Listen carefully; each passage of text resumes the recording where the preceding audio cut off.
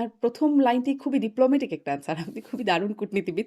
আমরা সেটা সবাই অবগত। মানে শুনেই মনে আমি হলো ক্রিকেট নিয়ে আমি সবসময় কনসার্ন থাকি। আমি খোঁজ খবর রাখি। আচ্ছা, বাংলাদেশ আচ্ছা। না শুধু অন্যরা কে কি খেলছে সেগুলিও সব খোঁজ খবর রাখি। দারুণ। আ সম্প্রতি আমরা দেখলাম যুক্তরাষ্ট্রের এই যে 4th জুলাই স্বাধীনতা দিবস সেটি পালিত হলো সংসদের দক্ষিণ প্লাজায়। আমরা সাধারণভাবে জানি যে এরকম অনুষ্ঠান এম্বাসিগুলো বা দূতাবাসগুলোতে হয়ে থাকে যার দেশের ব্যাপারে। কিন্তু এখানে যে আ সংসদ ভবনের দক্ষিণ প্লাজায় হলো, এই ঘটনাটি আসলে কিভাবে আপনি দেখেন? এটির কোনো বার্তা আছে কিনা? ব্যাপারটা আমি এটাতে মনে করি না। ব্যাপারটা হলো এটা এবারের যেই অনুষ্ঠানটা এটা একটু বিশেষ মার্কিন যুক্তরাষ্ট্রের জন্য, কারণ তাদের ২৫০ বছর হুম, পূর্তি তাদের জীবনের। কাজে তাদের জন্য খুবই গুরুত্বপূর্ণ। আহ এর চেয়ে বেশি কিছু আসলে আমি জানি না, কারণ কিভাবে এটা এখানে এটা একটু আনইউজুয়াল তো বটেই, হুম, কোনো সন্দেহ নেই। তবে এতে তো বড় কোনো দোষও আমি দেখি না। হুম। ক্ষতি আছে কি? আমাদের এই জায়গাটা আছে, তারা যদি চেয়ে থাকেন যে তাদের ২৫০ বছর পূর্তিটা সেখানে হোক, এটা দেওয়াতে আমি দোষের কিছু দেখি না। আরো বিভিন্ন দেশ চাইলে আমরা এটা দিব যে বন্ধু রাষ্ট্ররা যারা আছে।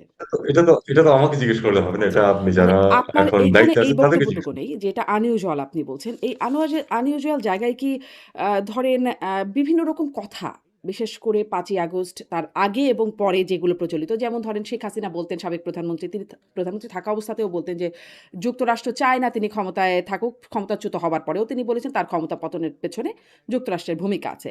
আমরা এমন কথা শুনেছি জুলাইপন্থী চিন্তাবিদ ফরহাদ মজহারের মুখে যুক্তরাষ্ট্রের স্টেট ডিপার্টমেন্টের সাবেক কর্মকর্তা মাইক বেঞ্চ, অর্থনীতিবিদ জেফ্রি স্যাক্স থেকে শুরু করে এমনকি ডোনাল্ড ট্রাম্পের মুখেও প্রেসিডেন্ট তিনিও বলেছেন $২৯ মিলিয়ন ডলার সহায়তা দেওয়া হয়েছে বাংলাদেশের রাজনৈতিক একটা পরিবর্তনের পেছনে। ফলে কিছু কিছু কথা মানে অনেকের কানে আছে। সেখান থেকে আসলে এটা কি আ একটা যুক্তরাষ্ট্র এই কাজে সাহায্য করেছে? ফলে তাদের প্রতি একটা আ বিশেষ প্রতিদান, বন্ধুত্ব বা যুক্তরাষ্ট্রমুখিতার একটা ইঙ্গিত কিনা? প্রশ্নটা আরেকটু লম্বা। এই কারণে যে ধরেন এটা তো শুধু একটা আনুষ্ঠানিকতা। আপনি বলছেন এটা ক্ষতি নাই। মার্কিন চুক্তি, সেটা অনেক আলোচিত। বাংলাদেশের অর্থনীতিবিদ, রাজনীতিবিদ, বিশ্লেষক তারা মোটামুটি এক বাক্যে বেশিরভাগই বলছেন যে এই চুক্তিটা বাংলাদেশের স্বার্থ পরিপন্থী হয়েছে। এমনকি যদি আমি এআই কে বলি সামারাইজ করতে, এআই ও বলছে যে এটা আসলে আ বাংলাদেশের স্বার্থ পরিপন্থী চুক্তি হয়েছে। ফলে এটি কি আসলে যুক্তরাষ্ট্রের আ ভূমিকার একটা প্রতিদান? এটা আম, নিয়ে একটি কমেন্ট আমি করেছিলাম, সেটা নিয়ে প্রচুর আলাপ আলোচনাও হয়েছে। সেটা হলো যে চুক্তিটা যখন হয় একেবারে শেষ মুহূর্তে হয়েছে, আমি ব্যক্তিগতভাবে হুম, আমি এটা বলেছিও যে আমি মনে জানতেন। করি আসলে এটা আমরা না করে বরং আহ, নির্বাচিত সরকার যেটা আর কয়েকদিন পরে আসছে তাদের হাতে ছেড়ে দিলেই ভালো ছিল। এটা এক। দ্বিতীয়ত হলো যে আমি বা পররাষ্ট্র মন্ত্রণালয় আসলে এটাতে জড়িত ছিল না, এটুকু। এর চেয়ে বাইরে আসলে আমি আর কোনো কমেন্ট এটা নিয়ে করতে চাই না, কারণ বাকিটা তো সরকার দেখবে যে আসলে এটাতে কতটুকু আহ, আমাদের স্বার্থ রক্ষিত হচ্ছে। সেটা দেখার বিষয় তো যে সরকার ক্ষমতা আছে তাদের। হুম, সেই সরকারের আপনি পররাষ্ট্রমন্ত্রী ছিলেন। স্বাভাবিকভাবে ভাবলে এই বিষয়টাতে আপনার যুক্ত থাকবার কথা ছিল। কিন্তু এই যে অস্বাভাবিক এখানেও একটা ব্যাপার। আপনি ওইখানেও একটা unusual শব্দ ব্যবহার করছিলেন। এটাও একটা খুবই unusual ব্যাপার যে আপনি জানতেনও না ওই সময় যে চুক্তিটা তখন হয়ে যাচ্ছে। আপনি না শুধু উপদেষ্টা পরিষদের অনেকেই জানতেন না যে চুক্তিটা এভাবে হচ্ছে বা অনেকে বিরোধিতা করেছিলেন বলে দাবি করেন যে চুক্তিটা হচ্ছে। ফলে মানে আপনি আরেকটা অনুষ্ঠানে বলেছিলেন যে কোনো বাধ্যবাধকতা থাকলে সেটা ভিন্ন ব্যাপার। মানে প্রয়োজন কিছু হলে আপনি এখনো যেমনটি বলছেন যে আপনি ব্যক্তিগতভাবে মনে করেন পরে হলে। কিন্তু এই বাধ্যবাধকতা কি? সেটি কি আপনি এখন আর উপদেষ্টা নাই বা ওই সরকার নাই। আপনি কি ধারণাও করতে পারেন যে আসলে বাধ্যবাধকতাটা কি ছিল? কেন এরকম চুক্তি হতে পারল? সত্যি কথা বলি, আমি ধারণা করতে পারি না এক্স্যাক্টলি কি ছিল, সেটা আমি ধারণা করতে পারি না। আর এটা যে বাধ্যবাধকতা থাকতে পারে আমি বলেছি এমন তো না যে ছিল, হুম, অবশ্যই। আহ চুক্তিটি আমি আবার যেটা বলতে চাই সেটা হলো যে আসলে হয়তো আর কয়েকদিন পরে করলেই এটা আরো ভালো দেখাতো।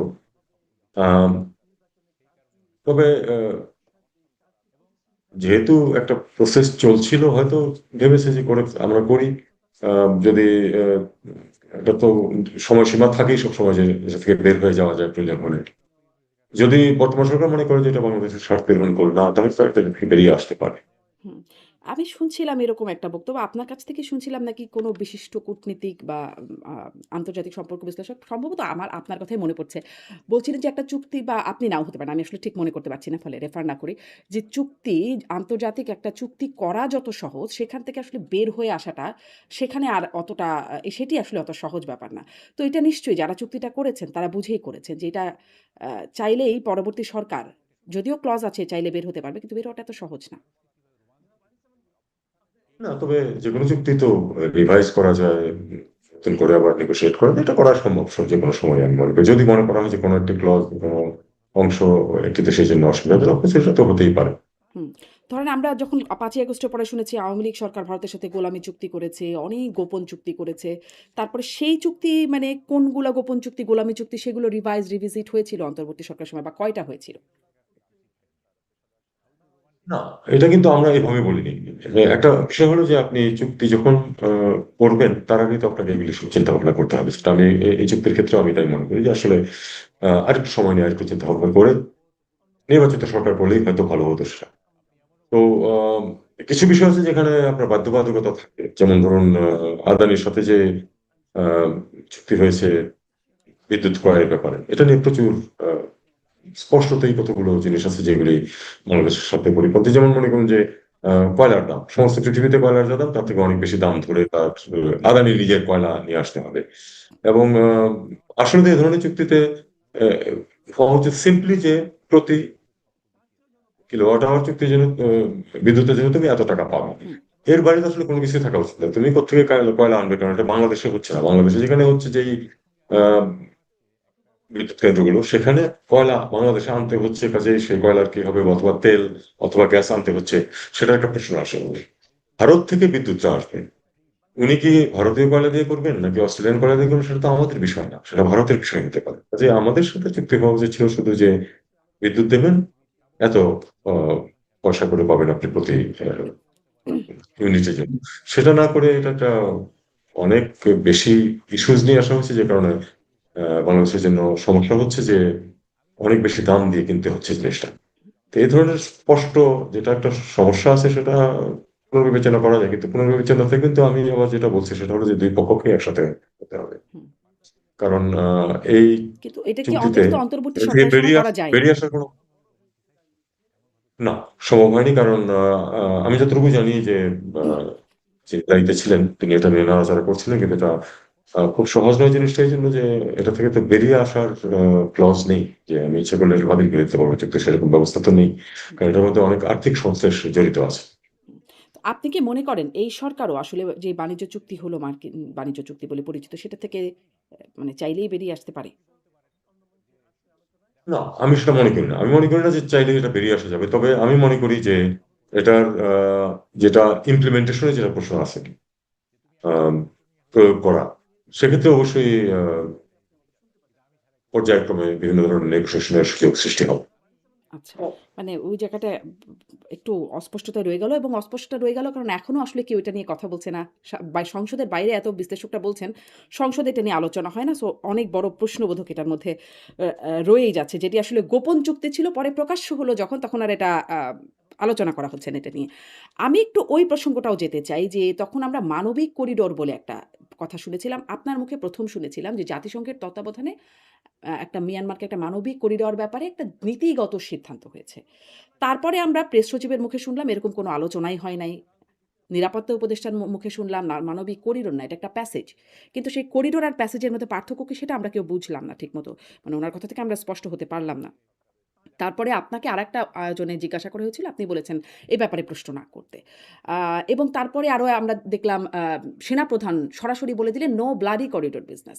আসলে কি হয়েছিল? তার মানে পরিক্রমাটা আমরা এভাবে দেখেছি। কি হয়েছিল? এটা পুরো বিষয়টা ছিল যে আহ, রোহিঙ্গা এবং রাখাইন যে আহ, মানুষগুলো আছে ওখানে, তারা মানবিক দিক থেকে একটা খারাপ অবস্থা ছিল, কারণ তাদের কাছে খাদ্য ওষুধ পৌঁছছিল না ঠিক মতো, বা লিগালি পৌঁছেছিল না। তো এই জন্য তখন ইনিশিয়েটিভটা যেটা নেওয়া হয়েছিল সেটা হলো যে আসলে কোনো রাস্তা তৈরি করা ওই ধরনের কোনো কিছু না, যেটা, যে কারণে আমার মনে হয় এই করিডোর শব্দটা হয়তো ইল অ্যাডভাইসড হয়েছিল। আসলে তো এটা নিয়ে আলাপ আলোচনা যে একেবারেই হয় নাই তা না, কিন্তু মূল বিষয়টা ছিল যে তাদেরকে জাতিসংঘের তত্ত্বাবধানে কিছু খাবার, ওষুধ এগুলি একটা সহজে যেন প্রেরণ করা যায় যাতে তারা মানবিক সাহায্য পেতে পারে, এইটুকুই। কিন্তু এটা নিয়ে পরে অনেক বেশি জল জল ঘোলা হয়েছে, যে কারণে এটাকে পরে এটা থেকে সবাই সরে এসছে। তবে তার মানে কিন্তু এই না যে কোনো কিছুই যাচ্ছে না। বেআইনি ভাবে স্মাগল হয়ে বাংলাদেশ থেকে প্রচুর সামগ্রী রাখাইনে যায়, যাচ্ছিল, এখনো যায়। আচ্ছা। আ এই সব বিষয়গুলোর মধ্যে আমরা নিরাপত্তা উপদেষ্টাকে দেখেছি। তিনি শুনতে পেতাম যে তিনি হচ্ছেন আ de facto প্রধান উপদেষ্টা। অনেক সময় এটা বলা বা ডেপুটি প্রধান উপদেষ্টা এরকমটা অনেকটা বলা হতো। তিনি অনেক গুরুত্বপূর্ণ ভূমিকা পালন করতেন এবং এই বাণিজ্য চুক্তির পেছনেও আমরা জেনেছি যে তিনি আসলে ভূমিকা পালন করেছেন। আ এবং তিনি আসলে মানে ৫ই আগস্টের পরে যখন আপনাদের সরকারটা গঠিত হলো, তখন অনেকেই যুক্তরাষ্ট্র থেকে উড়ে আসলেন। অনেকেই বলেন তিনি যুক্তরাষ্ট্রের স্বার্থে কাজ করছেন। আপনি তার দীর্ঘদিনের বন্ধু। এরকমটা ভাববার বা বলবার কি কারণ আছে? মানে মার্কিন চুক্তি সেগুলো একটা রহস্যজনক ব্যাপার তো আছেই। তারপরে রহস্যজনকভাবে এই সরকারের তিনি পররাষ্ট্রমন্ত্রী হয়ে যাওয়া, এই রহস্যগুলোর কোনো সমাধান হয় না বলেই এই প্রশ্ন যে তিনি আসলে যুক্তরাষ্ট্রের স্বার্থে কাজ করছেন, এমনটি ভাবার সুযোগ আছে কিনা? দেখুন, এই যে উপপ্রধান উপদেষ্টা ইত্যাদি এগুলি নিয়ে আমরা রসিকতা করতাম। আরো দুই একজন যারা একটু ইনফ্লুয়েন্সিয়াল ছিলেন তাদেরকেও এগুলি কথা বলা, এটা নিতান্তই আমি মনে করি যেটা আলাপ আলোচনার একটা বিষয়, জাস্ট ওই ইনফর্মাল কথাবার্তার বিষয়।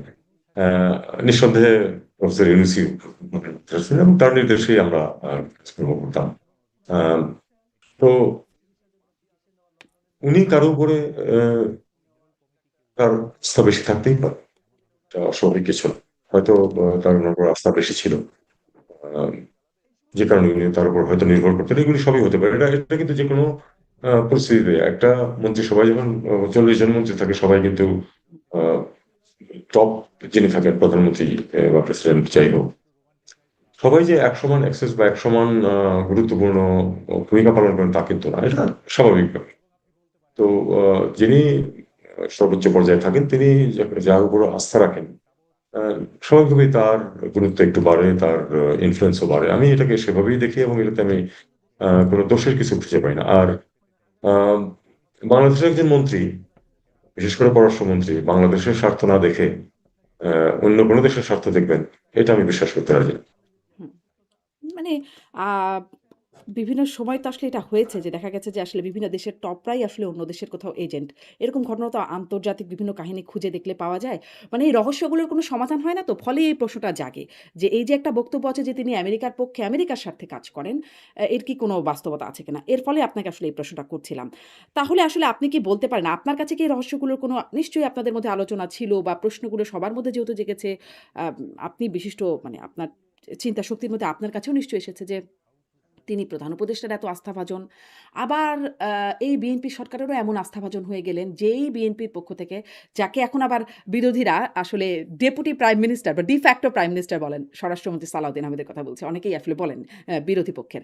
আ তারা বলেন। তো তিনি বলেছিলেন তাকে দেশবিরোধী তিনি মানে আমি মানে বর্তমান স্বরাষ্ট্রমন্ত্রী, বর্তমান পররাষ্ট্রমন্ত্রীকে সেই সময় বলেছেন যখন তিনি নিরাপত্তা উপদেষ্টা ছিলেন, তাকে দেশবিরোধী বলেছিলেন, তাকে মার্কিন নাগরিক বলেছিলেন।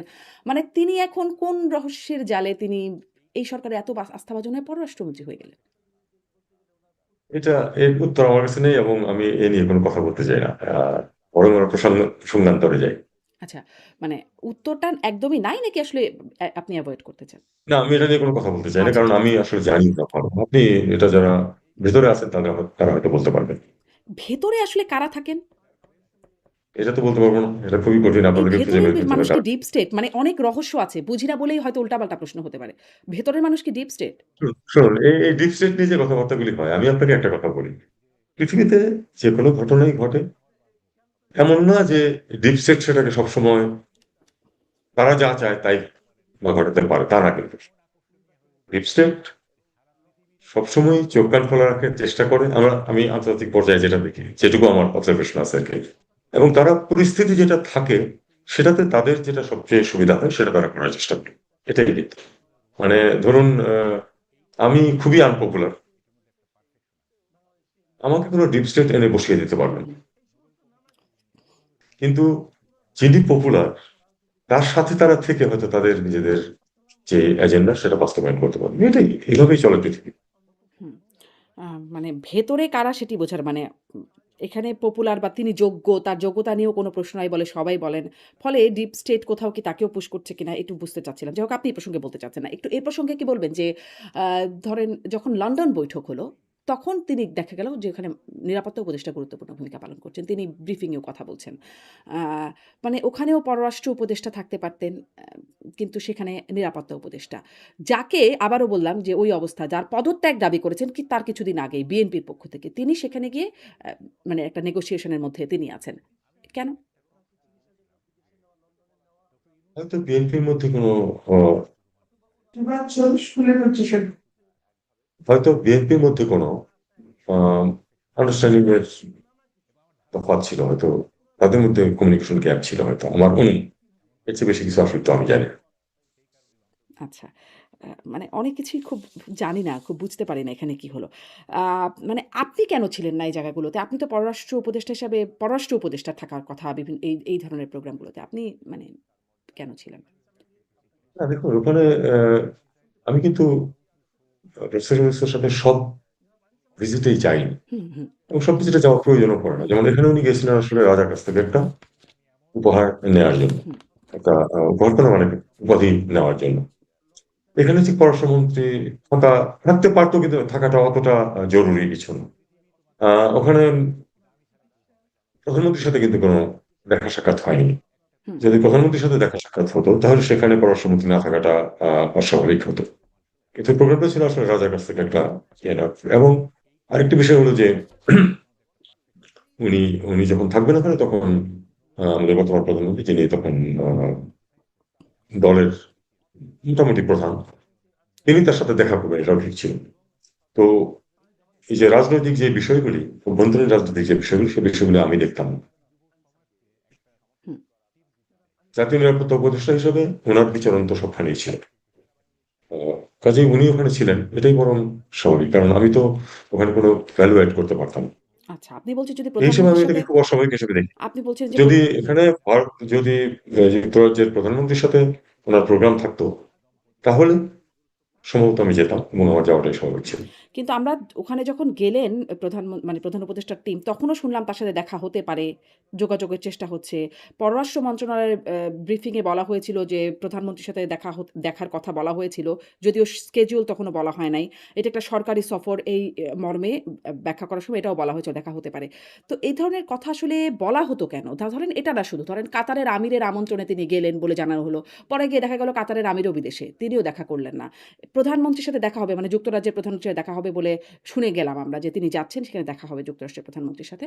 পরে শুনলাম তিনিও নাকি বিদেশে গেছেন ওই সময়। মানে এবং তিনি আসলে বিদেশে তখনও যান নাই। মানে এরকম একটা লেজে গোবরে পরিস্থিতি ছিল। এরকমটা কেন হয়েছিল? এই যে প্রশ্নগুলি করছেন তার অনেকগুলির জবাব আমার কাছে জানা নেই। তবে আমি এটুকু বলতে পারি যে প্রধানমন্ত্রীর সাথে দেখা হবে যদি হতো, ব্রিটিশরা যথেষ্ট আ গোছালো। অবশ্যই একটা নিশ্চয়তা পেতাম আমি। সেটা আমরা পাইনি। কাজেই আমি ধরে নিয়েছিলাম যে আসলে দেখা হবে না। হুম। তাহলে কি একটা অত্যুক্তি ছিল প্রেস মানে ডিপার্টমেন্টের পক্ষ থেকে বা প্রধান উপদেষ্টার? অনেক সময় হয়তো প্রত্যাশা করা হয় সেগুলো সবকিছু পূরণ হয় না, হয় যে তা না। যেমন আমরা যখন চীনে যাই, আ উনি কিন্তু যাচ্ছিলেন অন্য একটা প্রোগ্রামে।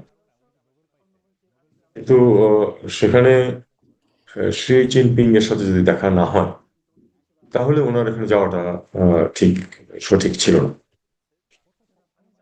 হুম, যদিও উনার অফিস থেকে চাচ্ছিল যে উনি ওখানে ওই হাইনানে হাইকোর্টে যাবেন।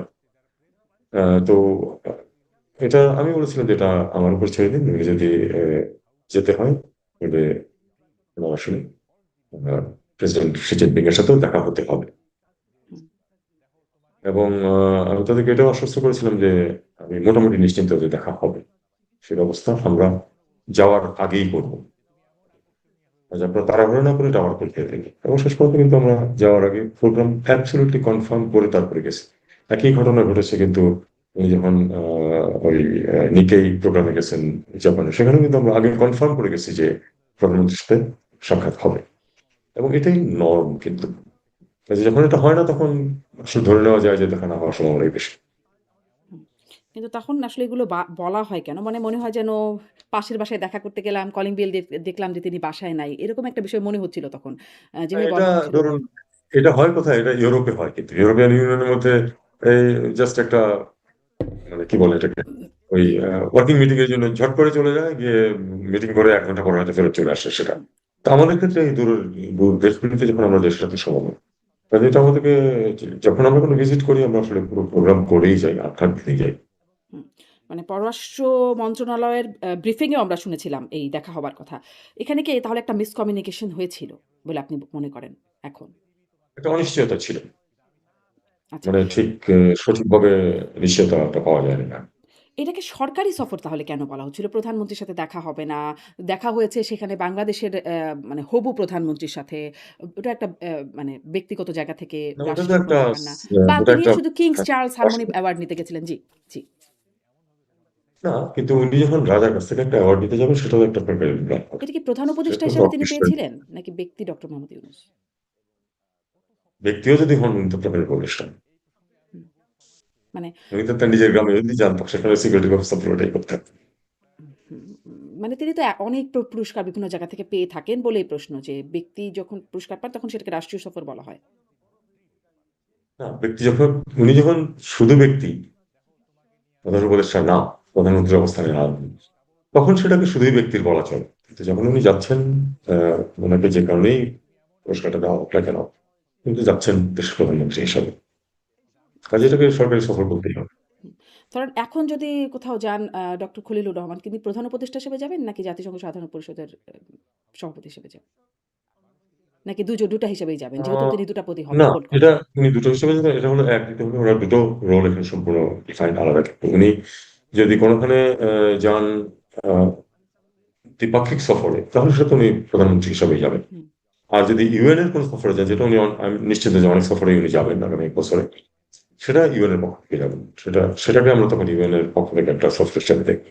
তবে তার পদবি তো যখন যাবেন উনি, তখন যে দেশে যাবেন তারাও জানে যে উনি জেনারেল অ্যাসেম্বলির সভাপতি। সেটা তো হুম, থাকবেই।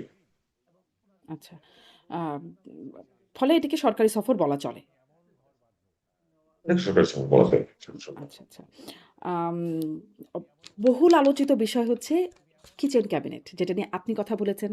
আরো অনেক উপদেষ্টারাই কথা বলেছেন এবং আমি দেখছিলাম একটি অনুষ্ঠানে আ সাবেক উপদেষ্টা আসিফ মাহমুদ তিনি নাম বলেছেন ১ম একটি টক শোতে তিনি নাম বলেছেন। তিনি বলেছিলেন এই কিচেন ক্যাবিনেটে যারা আছেন আমি বলছি তিনি বলেছেন অর্থ উপদেষ্টা মানে অর্থাৎ ডক্টর সালেহউদ্দিন আহমেদ, পরিকল্পনা উপদেষ্টা ওয়াহিদুদ্দিন আহমেদ, আইন উপদেষ্টা আসিফ নজরুল, পানি সম্পদ উপদেষ্টা রিজওয়ানা হাসান, জ্বালানি উপদেষ্টা ফাউজুল কবির, গণপূর্ত উপদেষ্টা আদিলুর রহমান।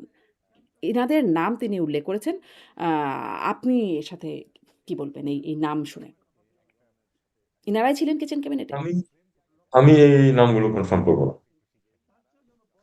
হুম, নামগুলো আমি কনফার্ম করব না। আমি শুধু যেটুকু বলেছি এটা আমি আবার রিপিট করবো। সেটা হলো যে, কোন সরকারের, এই যেটা আমি বলছিলাম যে সব মন্ত্রী সব সিদ্ধান্ত বা উচ্চতর সিদ্ধান্তের ব্যাপারে জড়িত থাকেন না, হুম, যাতে তাদের প্রত্যেকের আলাদা আলাদা পোর্টফোলিও থাকে। পার্লামেন্টারি সিস্টেমের ক্যাবিনেট বা প্রেসিডেন্সিয়াল সিস্টেমের ক্যাবিনেট আসলে একটা কিচেন ক্যাবিনেট থাকে।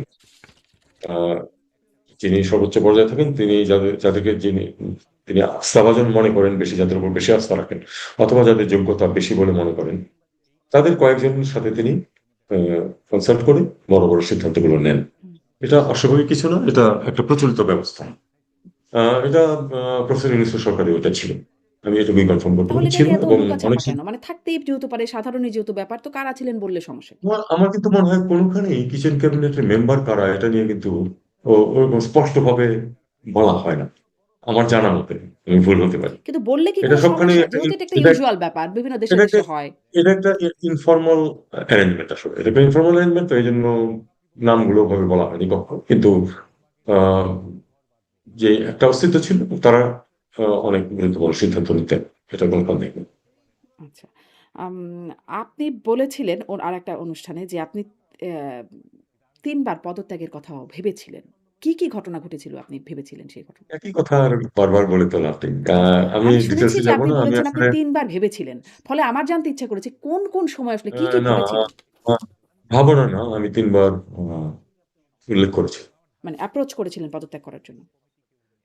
অ্যাপ্রোচ করেছিলাম বিভিন্নভাবে। তো যাই হোক, এটলিস্ট ৩ বার আমি পদত্যাগ করতে চেয়েছিলাম। হুম। কি ঘটনা ছিল যেটাতে আপনাকে স্ট্রাইক করলো যে আপনি ভাবলেন পদত্যাগ? মানে নানান রকম কাজ করতে গেলে তো অসন্তোষ থাকেই। কিন্তু ঠিক কোন ঘটনার পরে আপনার মনে হয়েছে যে এটা একটা সময় আমার এই ডিটেইলস এ না হয় আমরা নাই যাই। আচ্ছা। এই ডিটেইলস এ মানে আমরা নাই যাই। আ অ অনেক কিছু অন্তর্বর্তী সরকারের সময়কার অনেক কিছুই রহস্যমণ্ডিত মনে হয়। সেটা সেই রহস্যের জটগুলো রহস্য দেখুন, একটা জিনিস কি জানেন? ইতিহাস কিন্তু ইমিডিয়েটলি লেখা হয় না। হুম, এর সবই একসময় জানা যাবে। তবে সেটা আসলে পরে জানা যাওয়াই ভালো। পরে তো একেকজনের সঙ্গে, একেক সঙ্গে না। ভাষ্য দেখা যাবে। তখন এটার মনে হবে এটার এক্সট্রিম হাতি দেখার মতো, অন্ধের না, হাতি না, দেখার না, মতো। না। এটা শুনেন, সত্যটা কিন্তু আল্টিমেটলি বের হয়ে আসে। আল্টিমেটলি আপনি ওই মিথ্যা দিয়ে চাপা দিতে পারবেন না। আ দেখবেন যে আ আমি ইতিহাসের ছাত্র। জিয়াউদ্দিন বার্নির লেখাতে আ প্রচুর এক্সাজারেশন আছে।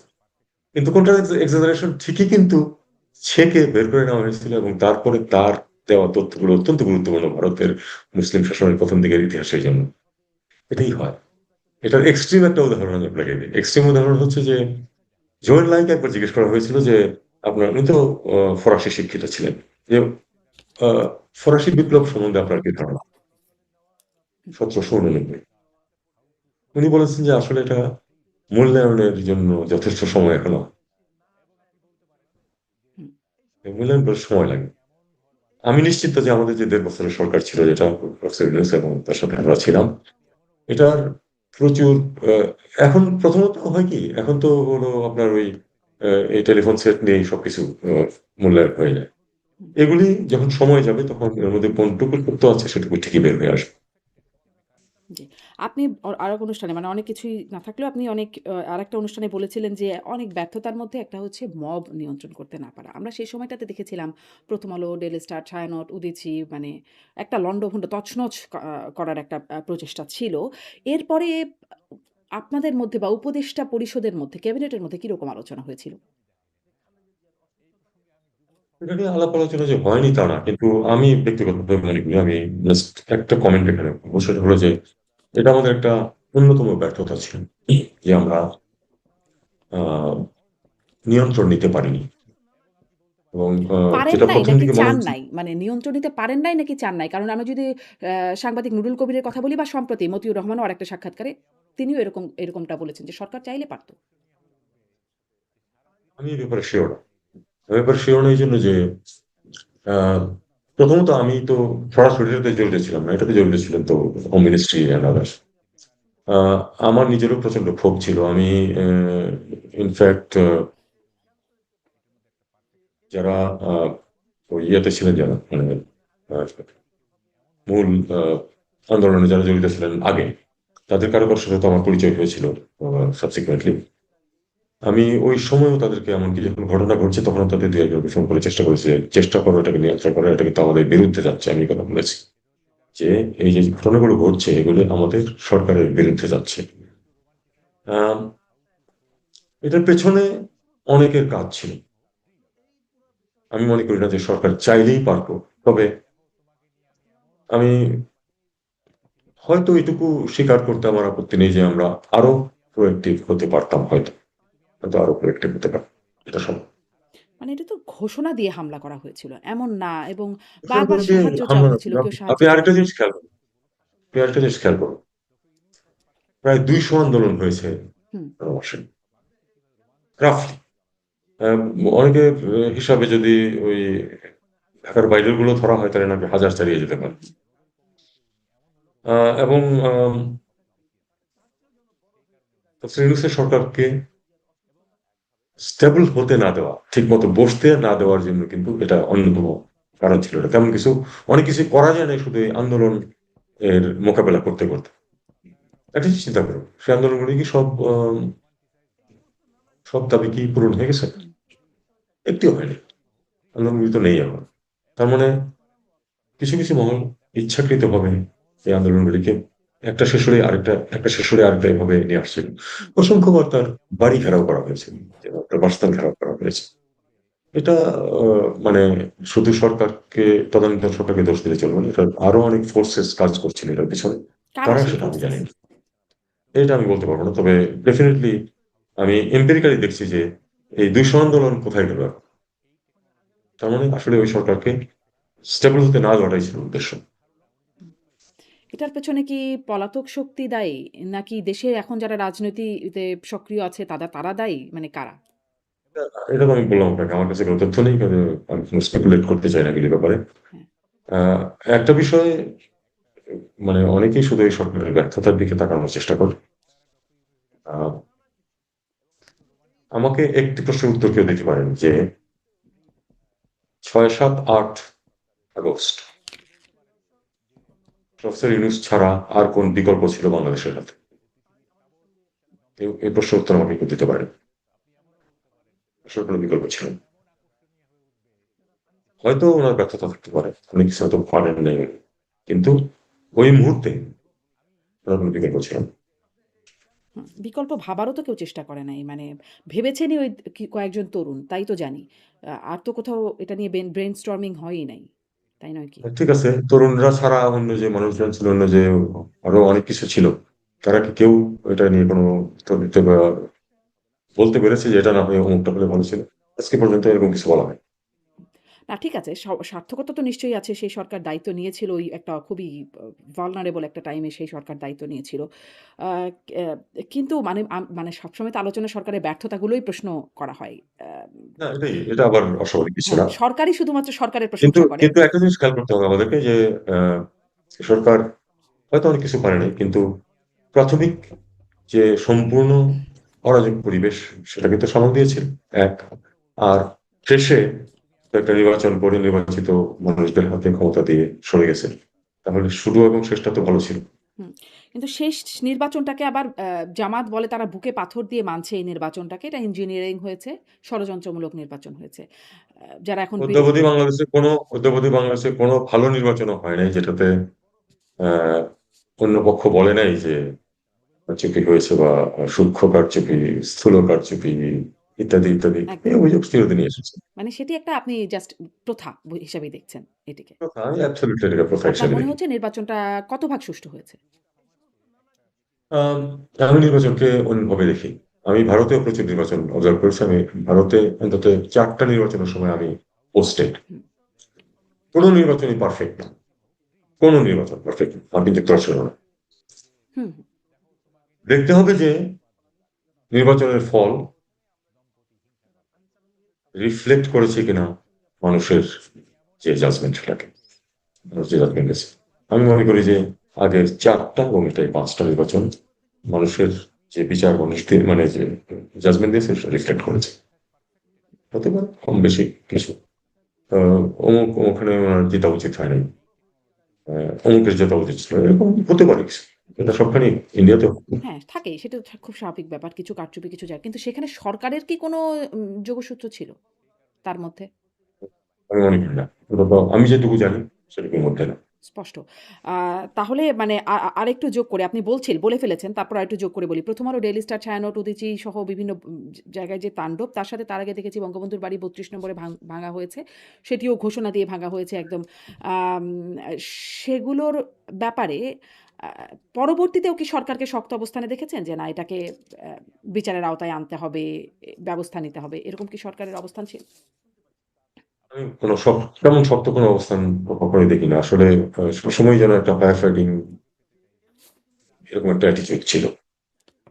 এসব সামনে যেটা গেছে গেছে, সামনেটাকে সামাল দেওয়া, আসলে সামাল দেওয়ার জন্য আরেকজন এসে আরেকটা সমস্যা এসে হাজির, এই অবস্থাও ছিল।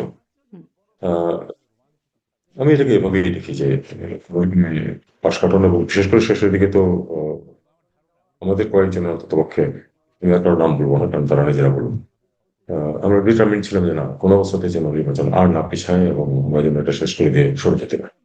হুম। আচ্ছা। আপনি উপদেষ্টাদের কথা বলছেন মানে অনেকের নাম বলছেন না। একজন মানে আমার অনুষ্ঠানেই সাংবাদিক জুলকার নাইন সায়ের তিনি এসে বলেছেন মানে আপনার কাছে আপনি যেহেতু উপদেষ্টাদের সাথে মিশেছেন, দেখেছেন, ক্যাবিনেটে বৈঠক করেছেন। ফলে আপনার কাছে যদি কোনো বিশ্লেষণ থাকে বা তথ্য থাকে আপনি বলবেন যে তিনি আমার অনুষ্ঠানে এসে বলেছেন একজন সাদা চুলের উপদেষ্টা যিনি চেয়েছিলেন বাংলাদেশকে তালেবানাইজেশন প্রক্রিয়ার মধ্যে নিয়ে যাওয়া তার উদ্দেশ্য এবং লক্ষ্য ছিল যেটি নিয়ে তিনি আগে থেকেই কাজ করছিলেন। আপনার কাছে কি এরকম কোনো তথ্য ছিল পররাষ্ট্র উপদেষ্টা হিসেবে? কান্নান স্যার তার ভিউ পয়েন্ট ব্যক্ত করেছেন, এটা নিয়ে আমি কোনো কমেন্ট করবো না। মানে এটিকে আপনি তথ্য হিসেবে দেখছেন না। ভিউ পয়েন্ট আমি শুধুমাত্র। এটা নিয়ে কোনো কমেন্ট করবো না। আচ্ছা। আ আর আ আরো কিছু বিষয় যে যখন আমরা ডক্টর মোহাম্মদ ইউনূস সরকার আসলেন আপনি বলছিলেন যে আসলে আমরা দেখেছি কি vulnerable পরিস্থিতি এসেছিলেন। তিনি এসে বলেছেন বড় সুযোগ এসেছে। একটা বড় সুযোগ এসেছে। সেই বড় সুযোগটাকে ওই সরকার কতটা কাজে লাগাতে পেরেছে যদি মানে ১০ এ আপনাদের সফলতাকে আপনি কত দেবেন? ধরেন মাহফুজ আলমকে এই প্রশ্নটা করা হয়েছিল। আরেকটা অনুষ্ঠানে মাহফুজ আলম উনি এই উত্তর দিয়েছেন ৩ থেকে ৪ তিনি দেবেন। আপনি কত দেবেন? আমি এভাবে ঠিক পয়েন্ট দেব না। আমি বলব যে আসলে সুযোগটা আসলে ঠিকমতো কাজে লাগানো সম্ভব হয়নি। কারণ আমার বড় কোনো পরিবর্তন তো আল্টিমেটলি আনতে পারিনি। অনেকটাই গতানুগতিক রাজনীতি ফিরে এসেছে আমার। হুম। আ আপনি বিভিন্ন সরকারের সময় কাজ করেছেন। আপনি বেগম খালেদা জিয়া সরকারের সময় কাজ করেছেন। তখন আপনি সম্ভবত অতিরিক্ত সচিবের পদে দায়িত্ব পালন অতিরিক্ত করেছেন। সচিব ছিলাম, তারপরে তার আগে ডেপুটি চিফ অফ প্যাট্রোল ছিলাম। তারপরে আরো ইয়াং অবস্থায়। হ্যাঁ, ইয়াং অবস্থায়। তারপরে ১১ সরকার আসলো, ইয়াজউদ্দিন ফখরুদ্দিন সরকার। তখন আপনি পররাষ্ট্র সচিব ছিলেন। তারপরে হুম। আপনি শেখ হাসিনা সরকারের সময়ও আপনি দায়িত্ব পালন করেছেন। তখন আপনি কি দায়িত্বে ছিলেন? ছিলেন না? সচিব হিসেবে ৬ মাস ছিলাম। তারপরে আমি ফরেস্ট অফিস একাডেমিতে চলে গেলাম আচ্ছা, তখনও আপনি বাচ্চা-কাচ্চাকে পররাষ্ট্র লেখাপড়া সচিব করানোর। হিসেবে ছিলেন। আপনি এবং তারপরে এই ৬ মাস। অন অন্ত ৬ মাস। তারপরে অন্তর্বর্তী সরকারের সময় একদম পররাষ্ট্র উপদেষ্টার দায়িত্ব পালন করলেন। আপনার কাছে কি মনে হচ্ছে কোন সময়টা কমফোর্টেবল কাজ করতে পেরেছেন সবচেয়ে? ফ্র্যাঙ্কলি বলি আমি, আ অতিরিক্ত সচিব হিসেবে যখন ছিলাম তখন খুবই কমফোর্টেবল ছিলাম। আমি কমফোর্টেবল ছিলাম এইজন্য যে আমার উপরে একজন সচিব ছিলেন। আমি আমার দায়িত্ব পালন করছি এভাবেই।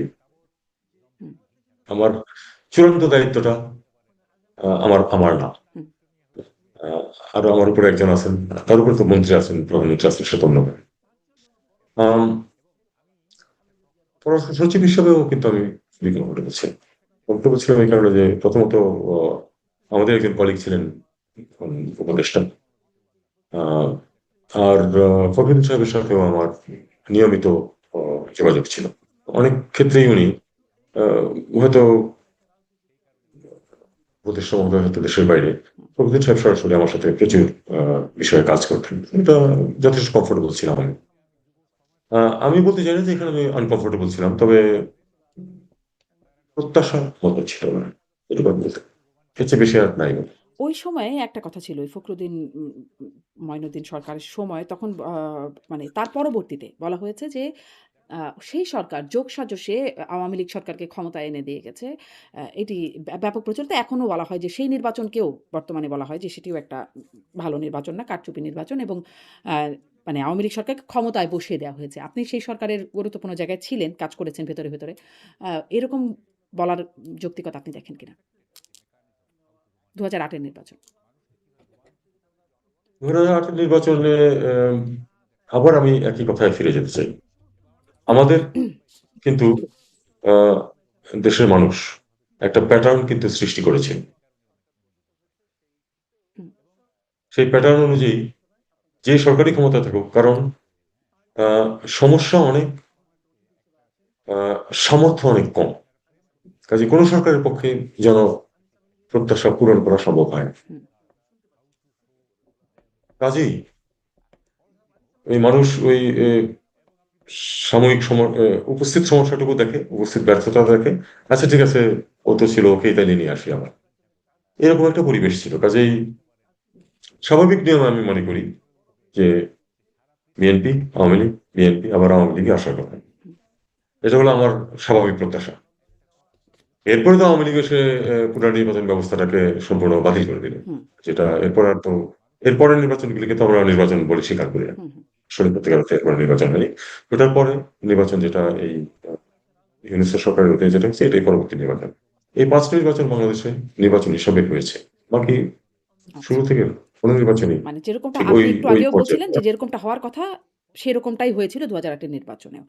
ফলে অ্যা মানে আমার মোটা মনে হয়। দাগে সুষ্ঠু নির্বাচনের তালিকায় আপনি বিএনপি তখন অনেকখানি ব্যাকফুটে ছিল। হুম। ওটা আচ্ছা তাহলে এই বুঝছেন? যে আওয়ামী লীগ, বিএনপি এভাবে করে মানে আমাদের যে প্রথা বা যে একটা কালচার দেখে এসেছি আপনি বলছিলেন তাহলে এর পরের নির্বাচনে আপনি কাকে দেখতে পান? দেখুন সেটা আ এই ২০১৪ সনে সেটা কিন্তু ভেঙে গেছে। হুম, ২০১৪ সন থেকে নির্বাচন নির্বাচনে পাঠানো হয়। 2018-তে নির্বাচনে প্যাটার্ন হয়েছে নির্বাচনকে। কাজেই আমি এখন আর কোনো প্যাটার্নের দিকে আমার মনে হয় যে সেরকম কোনো প্যাটার্ন আর এখন দাঁড়াচ্ছে। আহ, কি হবে না হবে এটা আগামী 2, 3, 4 বছরে বোঝা যাবে। যদি মানে সেই প্যাটার্নটা ভেঙে গেছে। প্যাটার্নটা হয়ে গেছে। আ মানে শেখ হাসিনাকে ফেরাতে আপনারা চিঠি দিয়েছিলেন অন্তর্বর্তী সরকারের সময়। আপনি পরবর্তীতে বলেওছেন আরেকটা অনুষ্ঠানে যে, "আমরা কি আশা করেছিলাম যে তিনি ফিরবেন?" বা সেরকমটা আসলে খুব একটা শক্তভাবে আশাও করা যায় নাই। কিন্তু তিনি এখন বলছেন, এ বছরে তিনি দেশে ফিরবেন। এবং তিনি বলছেন যে, একটা তার ছোট্ট একটা বক্তব্য শুনছিলাম কোনো ক্লিপে। তিনি বলছিলেন যে তার পাসপোর্ট তাকে দেয়া হচ্ছে না এবং যেভাবে তাকে পাঠানো হয়েছিল সেভাবেই তাকে নিয়ে যাওয়া হোক। তিনি যেতে রাজি আছেন। তাকে সামরিক বিমানে পাঠানো হয়েছিল, আবার বিমান পাঠাতে বলছেন তিনি। আসলে তাকে ফেরানোর প্রক্রিয়াটাই বা কি? মানে তিনি যদি আসতে চানও, যেটি তিনি বলছেন, সেটি কিভাবে সম্ভব? এটা আমাকে কেন প্রশ্ন করছেন? এটা আপনি প্রশ্ন করবেন যারা এখন সরকার পরিচালনা করছে এটা তাদের, একটা তাদের প্রক্রিয়া সিদ্ধান্তের থাকবে উপর না নির্ভর যে করে। যদি এরকম ব্যক্তিকে ফেরানোর জন্য একটা প্রক্রিয়া থাকার কথা না নাকি? জাস্ট যার যে সরকার সে মনে করবে নিয়ে আসবে। আহ, প্রক্রিয়া যদি বলেন তাহলে তো শুধু যে তার বিচারে তার রায় হয়েছে, কোর্ট চায় যে সে ফিরে আসুক, তাকে নিয়ে আসা হোক, এই পর্যন্ত। সেটার জন্য আমরা চিঠি দিয়েছিলাম, সেটা তো কিছু হয়নি জানেন। আমি সত্যি কথা বলতে আমি প্রত্যাশা করিনি যে হুম। যাতে করে ভারত তাকে ফেরত পাঠাবে এখানে বিচার সম্মুখীন হওয়ার জন্য। আহ, এখন বর্তমান সরকার এবং উনি ভারত মিলে ঠিক করবে যে কিভাবে আসবে অথবা আসবে। তো এরকম আমার বা আমার যেরকমটা মতো তিনি কারো বলছেন যে তাকে পাসপোর্ট দেয়া হচ্ছে না, তাকে পাসপোর্ট দিতে হবে, তারপর তাকে প্লেন পাঠাতে হবে, তিনি প্লেন করে আসবেন, যেভাবে তাকে পাঠানো হয়েছিল। এরকম প্রক্রিয়া? আপনি আহ, পররাষ্ট্রমন্ত্রীকে জিজ্ঞেস করেন, উনি হয়তো এটা বলতে পারবেন। আচ্ছা। আপনি সাবেক পররাষ্ট্র উপদেষ্টা। আপনার আমলেও চেষ্টা করেছেন, যদিও সেটা আপনি না, নিজেও আমার হয়তো ফরমাল চেষ্টা যে একটা চিঠি দেওয়া যে তাকে ফেরত পাঠাও। আপনি কি আসলে মানে আপনি বলছিলেন যে আমরা কি প্রত্যাশা করেছিলাম যে তিনি আসবেন? এখন কি আসলে সত্যি, সত্যি প্রত্যাশা করা না, হচ্ছে যে শেখ হাসিনা আসবেন? আপনার কি মনে হয়? শেখ হাসিনা ফিরুক, এটা কি সত্যি, সত্যি প্রত্যাশা করা হচ্ছে? আমার ব্যক্তিগতভাবে আমার মনে হয় না। একেবারে ব্যক্তিগত, এটার সাথে অন্য কোনো কিছু সম্পর্ক নেই। আমি মনে করি না যে উনি ফিরে আসবেন খুব তাড়াতাড়ি। আচ্ছা। হুম, তখন যখন সে আওয়ামী লীগকে নিষিদ্ধ করা হয়, তখন human rights watch, amnesty international ৬ টি মানবাধিকার আন্তর্জাতিক মানবাধিকার সংস্থা তারা উদ্বেগ জানিয়েছিল বা আহ্বান জানিয়েছিল এবং জাতিসংঘ এটার বিরোধিতা করেছিল। এমনকি সেই মানবাধিকার কমিশনের প্রতিবেদনেও আ সেই বিষয়টা ছিল। এগুলো নিয়ে অন্তর্বর্তী সরকার কোনো মানে যারা আসলে আন্তর্জাতিক এই মূল্যায়নকে সবসময় আ কি বলে? পাত্তা দিয়েছে বলেই, আমলে নিয়েছে বলেই মনে হয়েছে। তারা আসলে এই বিষয়গুলোকে কেন কোনো রকমই আমলে নিল না? নাকি এটি নিয়ে কোনো কথা ছিল যে এরকম চাপ যে বাইরে থেকে আসছে বা বক্তব্য আসছে? দেখুন, আহ, এটা ছিল বাস্তব পরিস্থিতির কারণে এটা করতে হয়েছিল। এটা নিয়ে ওই হিউম্যান রাইটস অর্গানাইজেশন যেগুলি সেগুলি তারা তাদের কাজ করেছে। হিউম্যান রাইটস নিয়ে কিন্তু আমরাও প্রচুর কাজ করেছি। হিউম্যান রাইটসের ব্যাপারে এই সরকারের সময়ও প্রচুর কাজ হয়েছে। 2, 3 জন হিউম্যান রাইটস ওয়ার্কার আর অ্যাক্টিভিস্ট কিন্তু ক্যাবিনেটের মেম্বার ছিলেন। আহ, সরকার যখন কাজ করে তখন অনেক বাস্তবতা সব মেনে নিয়েই কাজ করতে হয়। আহ, এটা ওই মুহূর্তের আহ, রাজনৈতিক বাস্তবতার প্রয়োজন ছিল, এই কারণে করা হয়েছে।